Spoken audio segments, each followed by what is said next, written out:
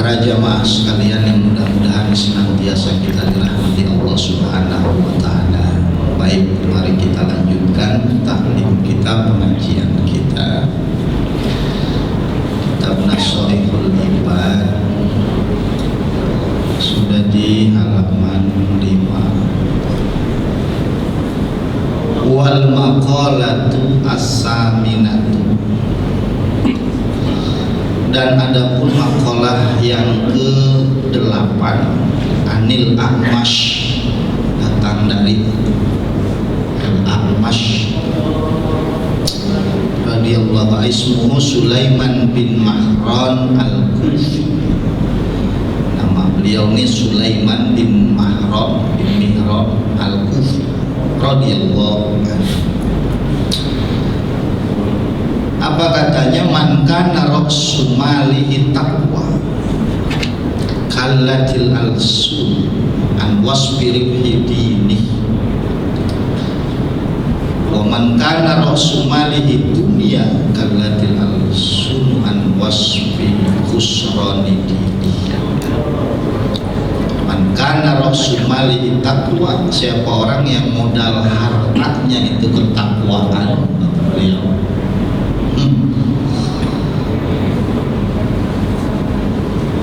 maka kalat sulit al-alsun al-sin, lisan ini, an wasbirib idini, mensifati keuntungan agamanya, keuntungan dia dalam beragama. Lagi-lagi kita sering dengar ini, saya kira siapa orang modal asetnya adalah ketakwaan, maka lisan ini sampai digambarkan sulit, berat untuk berapa dia punya keuntungan dalam menjalankan agama ini. Ini sering kali kita bahas bahwa takwa selalu saja menjadi aset utama, menjadi modal utama, dan saya kira kita sepakat ini ya kira-kira.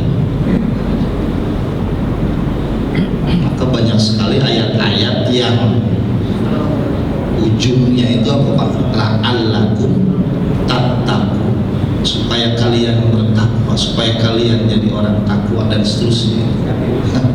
Dan biasanya kalau ujungnya la'allakum tattaqun, di depan ada kerjaan itu gitu. Ya ayyuhalladzina amanu kutiba alaikumusiyam, misalnya pada puasa ya la'allakum tattaqun gitu.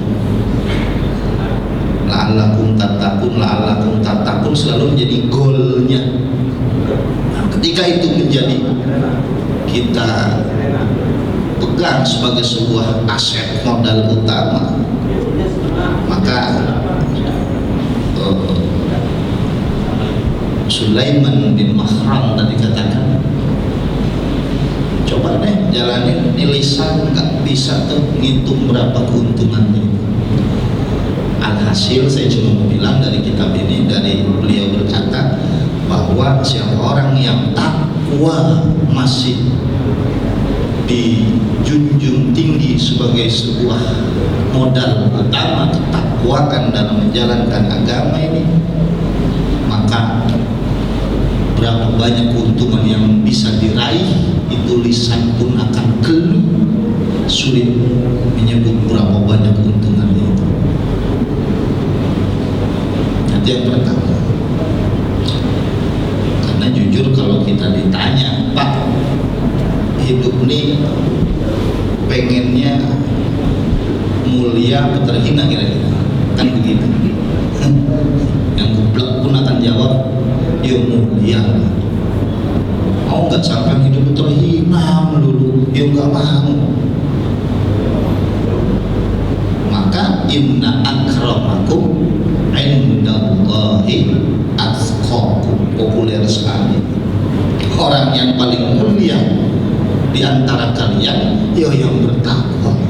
Lagi-lagi itu sering saya bahas ini sebetulnya, Pak, kita nih pengen surga neraka kira-kira, kan begitu. Jangankan yang ngaji begini, yang gak ngaji aja pengennya surga. Padahal al-jannatu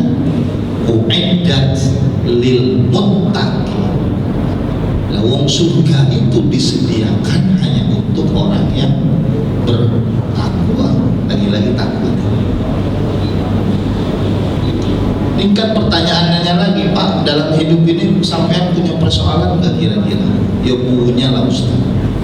Pengen nggak persoalannya itu ada jalan keluarnya? Ya pengen. Mayyatakillah yaj'al lahu makhraja. Siapa orang yang bertakwa kepada Allah, masih dia junjung tinggi itu nilai-nilai ketakwaan, yaj'al lahu makhraja, Allah kasih jalan keluar. Pak, pengen nggak terakhir rizki ini mudah, berkah, gampang? Ya pengen lah. Wa yarzuqhu min haitsu la yahtasib. Takwa ya, nanti tak limpahkan rizki dari mana saja yang kalian enggak duga-duga itu. Lagi-lagi saya ingin kaitkan perkataan Sulaiman Al-Kufi ini, takwa menjadi aset, menjadi modal utama. Itu kan tadi semua perkataan janji jaminan Allah dan Rasulnya. Tapi memang akan menjadi persoalan ketika kita sepakat bahwa takwa menjadi modal utang. Kita sepakat bahwa yuk kita tingkatkan ketakwaan kita kepada Allah. Tapi persoalannya, sampean tahu gak takwa itu apa? Pengen meningkatkan ketakwaan tapi ditanya takwa apa? Takwa itu apa ya? Kira-kira ditebak-tebak, ya nggak bisa begitu.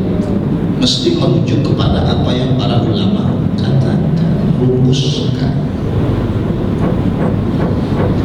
Maka teori tadi tidak mentah ketika kita berkata, saya sudah takwa Ustaz, mana urusan kok tak kunjung selesai, ada jalan keluar. Rasa-rasanya saya sudah bertakwa, tapi kok mana rizki, kok mandek saja, buru-buru berkah dan bertakwa. Saya sudah bertakwa, tapi kok rasa-rasanya mana kemuliaan itu tak kunjung datang. Jangan-jangan rumusnya yang keliru, lalu sampai nggak tahu takwa itu apa. Misalnya begitu. Coba kita ukur takwa itu, ulama populer, yang paling populer nih, imtisalu awamirillah wajtinabu nawahi. Itu kan takwa definisinya satu. Berusaha melaksanakan segala apa yang Allah perintahkan, wajtinabu nawahi, jauhin tuh yang Allah larang. Ini takwa. Walah, kalau ukurannya ini satu saja, apa iya kita bertakwa? Jangan-jangan yang diperintahkan kita boro-boro kita kerjakan, tahu saja tidak. Jangan-jangan yang Allah larang seringkali kita masa bodoh, kita tabrak, kita labrak. Apa iya pantas kita bertakwa? Tuhan nyuruhnya jujur apa bohong kira-kira? Ya jujur lah, berarti melarang bohong. Tapi hari-hari kita lebih enak mana kita? Bohong dulu. Saya kalau nggak bohong sehari badan meriang kan. Bohong. Bulan puasa aja masih ada orang bohong. Suaminya berangkat kerja ya kan, istri di rumah sendirian, anak sekolah, nah rumah sepi. Bininya buka puasa di rumah. Suami di kantor, bini nggak tahu dia buka juga tuh. Anak di sekolah lah, jauh dari mama papa, dia buka juga di sekolah. Pulang 5:30 kumpul di rumah, modal lagunya belaga lemes. Buka puasa bersama bapak, ibu dan anak, padahal bohong semua. Masya Allah. Buka puasa bersama keluarga besar, bohong jadi itu. Ya, bohong. Saya kira dia bosan lah dengar pasti. Ya iyalah, tadi hidup harus banyak jujur, nggak boleh bohong. Ya memang. Ya fal ama fujur wa taqwa, kita tahu lah. Cuma persoalannya sampean laku takwa nggak sih? Kenapa? Udah tahu Allah suruhnya sering jujur, jangan bohong, kok masih hobinya bohong aja, kan begitu misalnya. Nah, ini yang membedakan kemudian kita nih. Iya ya, tahu mah tahu, tapi maka di awal dulu kalau masih ingat awal ngaji kita, saya sering bilang ngaji itu kan fungsinya dua itu. Pertama ya menambah wawasan pengetahuan agama yang memang kita belum tahu, kan begitu. Meskipun Allah ngaji ya saya tahu, nggak jauh-jauh ngomongnya takwa, sabar, syukur, tawakal. Iya sih.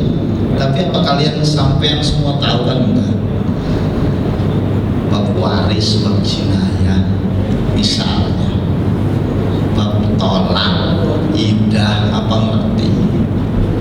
Kirim SMS.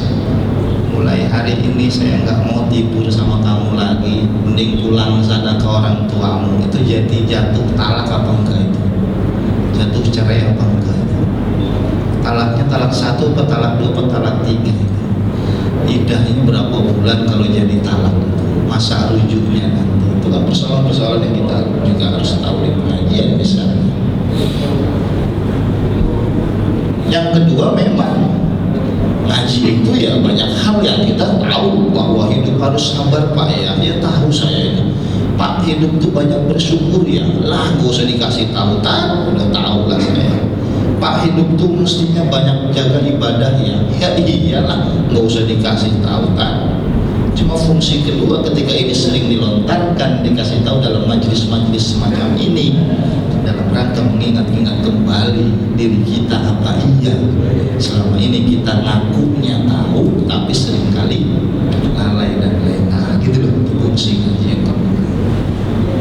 Iya ya kan begitu. Makanya tuh, makanya orang kalau lagi ngaji kan kayak orang bener semua gitu kan.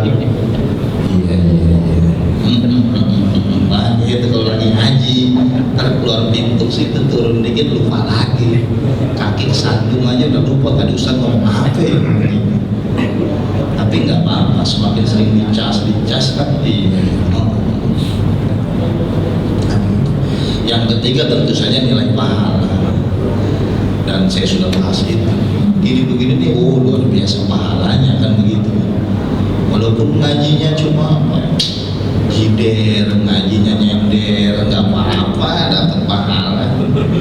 Ngajinya jijor, selonjor, nggak apa-apa. Ngajinya jituk sambil ngantuk, nggak apa-apa, ada pahala. Gitu.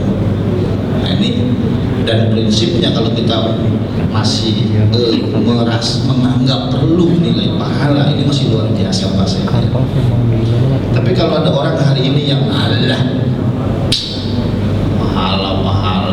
nggak berasa, dosa juga nggak berasa, ini udah bahaya nih orang. Tapi ketika seorang kita masih, ya kita butuh pahala, saya kira butuh investasi pahala. Kita mesti takut punya dosa, ini minimalnya orang masih bagus ya. Kayak kita ini masih butuh pahala, masih takut itu dosa jangan, itu masih bagus. Alhamdulillah kita bersyukur gitu. Seperti kita ini insya Allah kita butuh pahala gitu. Baik, yang kedua saya ingin berkata, kalau kita sepakat dan setuju bahwa takwa menjadi modal utama, bahkan kalatil al-sun, berat lisan ini menyebut berapa untung yang diraih ketika orang itu modalnya takwa, maka berapa banyak dia punya untung, lidah tidak bisa berkata saking banyaknya gitu. Tapi persoalannya, kita tahu nggak takwa itu apa? Kalau definisi pertama tadi imtisalu awamirillah wajtinabun nawahi, apa kita sudah? Orang yang takwa itu berusaha melakukan apa yang Allah perintah, jauhin dong yang dilarang, baru pantas ngaku takwa. Tanda tanyanya sekarang, apa iya kita sudah begitu? Ya termasuk saya tentunya. Yang kedua, misalnya Ghazali menyebutkan bahwa takwa itu hubbul khalil wa bughdul qalil wa itba'u tanzil. Lebih berat lagi Pak ini. Imam Ghazali baru pantas ngaku takwa itu kalau hubbul khalil, dia memang benar-benar cinta kepada sang Khalil Allah Subhanahu, selalu mengutamakan kepentingan Allah. Wa bughdul khalil, kepada yang khalil sedikit dunia maksudnya, nggak terlalu yang bagaimana tuh, nomor 17 saja. Artinya selalu mengutamakan kepentingan Allah ketimbang kepentingan lainnya. Ini baru takwa, kata Al-Ghazali. Berat saya kira definisi kedua. Ayyala shalah, Allah panggil. Buru-buru gak bakal pikiran. Ya tergantung kan, kalau lagi nyantai ya buru-buru, kalau lagi nggak ngapa-ngapain ya buru-buru kan gitu. Sisa kita tuh. Kalau lagi nanggung ya enggak, lagi enak, cabun, kerampok, ada berat, lagi dagang, lagi transaksi dan seterusnya. Ini kayaknya hal sepele tapi memang iya, ya hari-hari kita termasuk saya jangan-jangan susah, nasi uduk, nasi kering, gimana Pak? Saya jadi nasi perah dengan beduk sering, tapi sholat pada kurang-kurang. Tar aja lah, Zuhur 2:30, asar 2:30, maghrib 7:45, subuh di jam 6 kurang 10 menit. Kan nggak apa-apa kan, yang penting sah ya. Iya sih, bisa masih di waktunya. Hari ini saking pinternya kan protes dulu Pak, nyaut menurut nyaut. Wa isba'u tanzil, mana lebih berat lagi nih. Kata Ghazali, ngaku takwa ya isba'u tanzil, hari-harinya ikutin dong dengan apa yang at-tanzil diturunkan, yaitu wahyu Al-Qur'an. Jadi orang yang ngaku takwa hari-harinya ya ikutin Al-Qur'an loh. Kan boro-boro Pak. Ya Allah, kita Qur'annya saja, maknanya, isinya, tafsirnya bagaimana? Lawang bacanya aja nggak bisa. Loh, apa ada tuh orang Islam yang belum bisa baca Quran? Banyak orang Islam belum bisa baca Quran, sampai bilang yang penting kan isinya, bacanya nomor 17. Saking pintarnya nyautnya begitu tuh. Yang penting kan isinya lah. Salah baca bisa apa enggaknya belakangan lah. Makin jauh gitu. Al-Quran. Bahkan tingginya kita berkata, bangsa ini kan ayat janjikan itu, walau anna ahlal qura amanu wattaqu, seandainya penduduk negeri ini, bangsa ini kan firman Allah nih Pak, amanu wattaqu, masih mau menjunjung tinggi nilai-nilai iman dan ketakwaan, la fatahna alaihim barakatim minas sama'i wal ardh. Janji Allah tuh, kira-kira janji Allah meleset nggak? Enggak dong, pasti. Bukan insya Allah tuh, la fatahna alaihim, lamnya lam li taukid kalau kata santri, pasti kami limpahkan berkah minas sama'i wal ardh, dari langit dan dari bumi. Buka itu berkah, bangsa ini berkah kalau masih menjunjung tinggi iman dan takwa. Tapi kalau hari ini diajak ngomong iman, alah bosan. Kalau hari ini diajak ngomong tentang takwa, bibir cemberut, dahi ngerut, teori tak bosan ngomongin takwa iman lah kosong. Hari ini kan begitu Pak.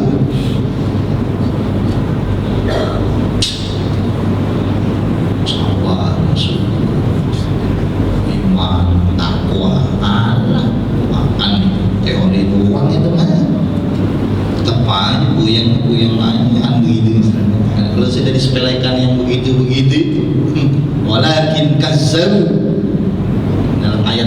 sebelumnya itu.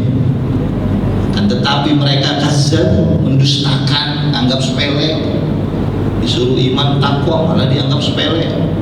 Fa'akhadnahum bima kanu yaksibun. Maka siap-siap saja kata Allah, tak siksa kowe.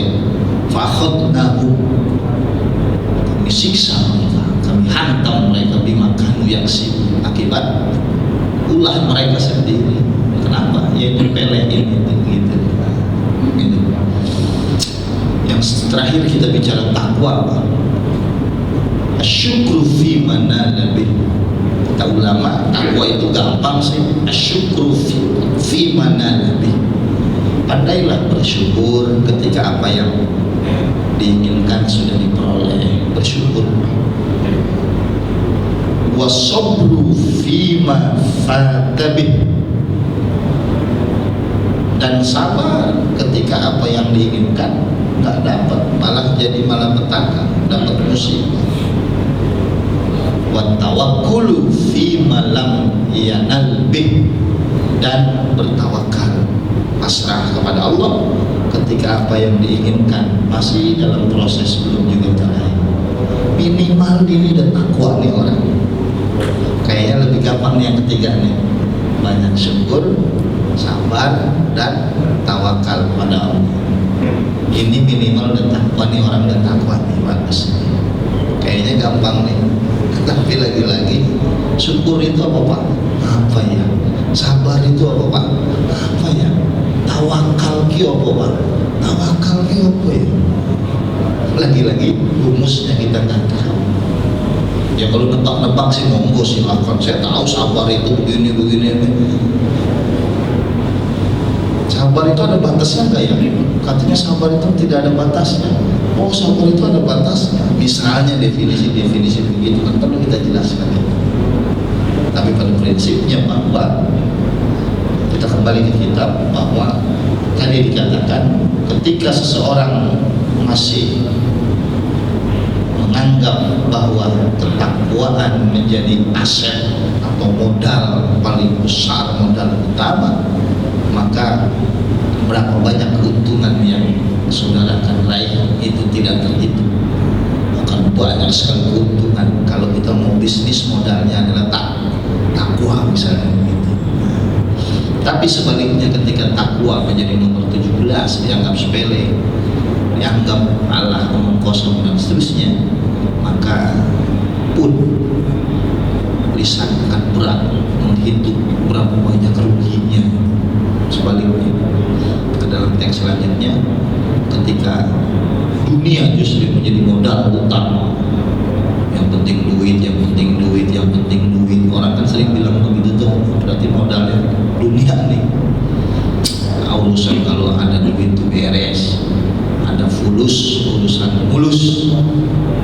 Nggak ada fulus, mampus, sampai orang bilang begitu, modalnya siap-siap ke depan rugi. Maksud sih, ya bukti itu.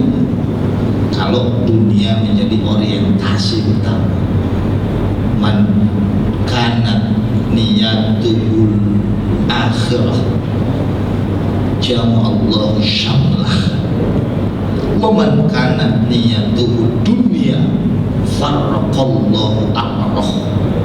Siapa orang yang orientasi hidupnya adalah akhirat, maka segala urusannya akan dirembukan, dekat, rapat jadi.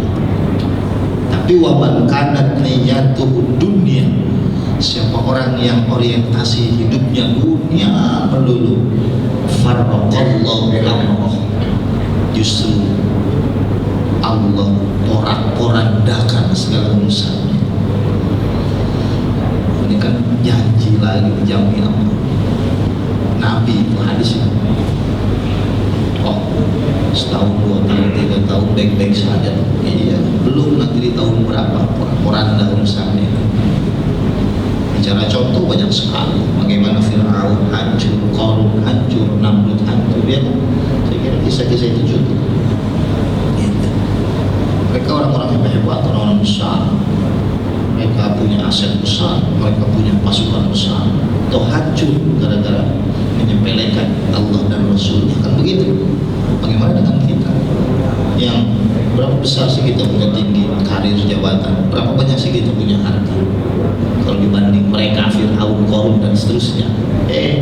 Belagunya kita sepelekan juga itu Allah dan Rasulnya, ya siap-siap saja tidak akan pernah kita bertahan kalau menyepelekan agama. Tapi para jamaah yang saya muliakan, kan waktu yang 40 menit kita ngaji, kita baca satu hadis, kita rutinkan ini, kita jaga ibadah keseharian kita yang wajib-wajibnya kita jaga, plus sunnah kita kerjakan, berbaik-baik dengan teman, kerabat, sahabat, tetangga dan seterusnya. Saya kira itu sudah mencerminkan bahwa insya Allah kita orang baik. Kita masih perlu amal-amal kebajikan yang menyelamatkan kelak nanti jadi investasi kita di akhirat di sana. Saya kira itu tanda-tanda yang baik. Seperti hari ini, setiap kuliah zuhur kita kumpul ngaji beberapa menit saja, mudah-mudahan menjadi investasi besar buat kita. Amin ya rabbal alamin. Baik, mari kita akhiri dengan doa Al-Fatihah.